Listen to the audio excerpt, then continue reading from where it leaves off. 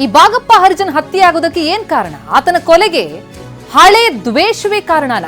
ಇತ್ತೀಚೆಗೆ real estate ವ್ಯವಹಾರಕ್ಕಿಳಿದಿದ್ದ ಈ ಹತ್ಯೆಗೀಡಾದಂತಹ ಬಾಗಪ್ಪ ಆ ವ್ಯವಹಾರ ಗೆಲ್ಲವನ್ನ ಮತ್ತೋರ್ವ ಮೃತ ಆದಂತಹ ವಕೀಲ ರವಿ ಆತನ ಮೂಲಕ ನಿರ್ವಹಣೆ ಮಾಡ್ತಾ ಇದ್ದ. ಆದ್ರೆ ರವಿ ಬಾಗಪ್ಪ ವ್ಯವಹಾರದಲ್ಲಿ ಒಡಕು ಶುರುವಾಗತ್ತೆ. ಆಸ್ತಿಯಲ್ಲಿ 50% ಕೊಡು ಅಂತ ಕೇಳ್ತಾರೆ ಬಾಗಪ್ಪ. ಆದ್ರೆ ಬಾಗಪ್ಪಗೆ ಆಸ್ತಿ ಕೊಡೋದಕ್ಕೆ ವಕೀಲ ರವಿ ಒಪ್ಪಲ್ಲ. ಈ ಬಾಗಪ್ಪ ಹರಿಜನ್ ಕೊಲೆಗೂ ಮುನ್ನ ವಕೀಲ ರವಿ ಕೊಲೆ ಆಗಿದೆ. 5 ತಿಂಗಳ ಹಿಂದೆ ರವಿ ಬರ್ಬರವಾಗಿ ಕೊಲೆಯಾಗಿದ್ದಾನೆ. ಇನೋವಾ ಕಾರ್ ಹರಿಸಿ ವಕೀಲ ರವಿಯನ್ನ ಬರ್ಬರವಾಗಿ ಹತ್ಯೆ ಮಾಡಲಾಗಿತ್ತು. ಕೆಲ ಹುಡುಗರ ಮೂಲಕ ಕಾರನ್ನು ಹರಿಸಿ ಕೊಲೆಯಾಗಿತ್ತು.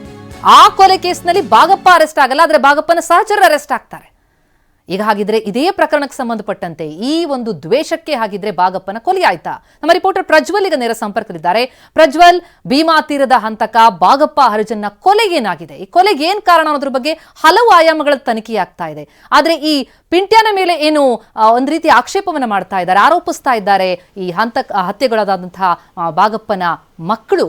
ನಿಜಕ್ಕೂ ಅದೇ ಕಾರಣನ? ಹಳೆ ದ್ವೇಷನೇ ಕಾರಣನ? ಏನೇನು ಸುಳಿವು ಸಿಗ್ತಾ ಇದೆ? ಪ್ರತಿಮಾ, ಈ ಒಂದು ಹಿಸ್ಟಾರಿಕಲ್ ರೌಡಿಸಮ್ ಅಂತ ಹೇಳ್ಬೋದು. ಈ ಭೀಮಾ ತೀರದಲ್ಲಿ ನಡೆದಂತ ಹಿಸ್ಟಾರಿಕಲ್ ರೌಡಿಸಮ್ನ ಒಂದು ಬಹುದೊಡ್ಡ ಪಾರ್ಟ್ ಈ ಬಾಗಪ್ಪನ ಯಾಕೆ ಕೊಲೆ ಆದ ಅನ್ನೋದನ್ನ ನೋಡ್ಕೊಂಡು ಹೋಗ್ತೀವೋ ಅಂತ ಪೊಲೀಸರಿಗೆ ಮೊದಲನೇದಾಗಿ ಕಳೆದ ಒಂದು 5-6 ತಿಂಗಳ ಹಿಂದೆ ವಕೀಲ ಒಬ್ಬ ರವಿ ಅಂತ ಹೇಳಿ ಕೊಲೆ ಆಗಿರುತ್ತೆ. ಅದು ಕೂಡ ಒಂದು ಇನೋವಾ ಕಾರನಲ್ಲಿ ಡಿಕ್ಕಿಯನ್ನ ಮಾಡಿ ಅದಾದ್ಮೇಲೆ ಸುಮಾರು 1 ಕಿಲೋಮೀಟರ್ ಅಷ್ಟು ಡ್ರ್ಯಾಗ್ ಅನ್ನ ಮಾಡಿ ಅವನು ಕೊಲೆಯನ್ನ ಮಾಡಲಾಗಿರುತ್ತೆ. ಆ ಕೇಸಲ್ಲಿ ಒಂದು 5-6 ಜನ ಅರೆಸ್ಟ್ ಆಗಿರ್ತಾರೆ.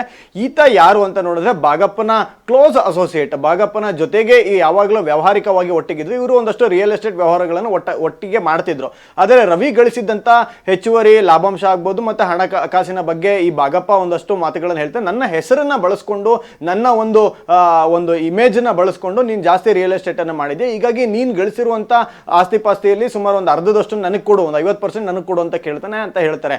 ಆ ವಿಚಾರಕ್ಕೆ ಅವರಿಬ್ಬರ ನಡುವೆ ವ್ಯವಹಾರಿಕವಾಗಿ ಒಡಕು ಬಂದು ಅವರಿಬ್ರು ಕಮ್ಯುನಿಕೇಶನ್ ಕಟ್ ಆಗಿರ್ತಾರೆ. ಅದರ ನಂತರದಲ್ಲಿ ಈ ಬಾಗಪ್ಪನ ಅಸೋಸಿಯೇಟ್ಸ್ಗಳೇ ಅಂದ್ರೆ ಬಾಗಪ್ಪನ ಸಹಚರ ಆಗಿದ್ದಂತ ಕೆಲ ಹುಡುಗರುಗಳೇ ಇವನನ್ನ ಇನೋವಾ ಕಾರನ್ನ ಹಚ್ಚಿ ಕೊಲೆಯನ್ನ ಮಾಡಿದ್ರು.